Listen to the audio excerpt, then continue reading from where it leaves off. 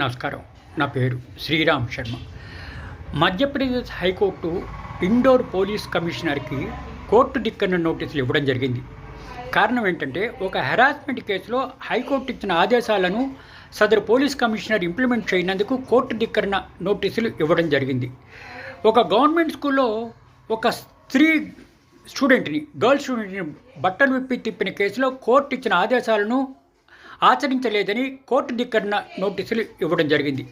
ఇద్దరు జడ్జిల ధర్మాసనం, chief justice Suresh Kumar Kait, justice Sushrut Arvind Dharmadhikari, ఒక గర్ల్ స్టూడెంట్ని ఆగస్టు 2, 2024 నాడు గవర్నమెంట్ హై స్కూల్ టీచరు ఇండోర్లో ఒక టీచరు 5 గర్ల్ స్టూడెంట్స్ని బట్టలిప్పి స్కూల్ అంతా తిప్పినందుకు ఇట్లా మొబైల్ ఫోన్లో కూడా షూట్ చేశారు.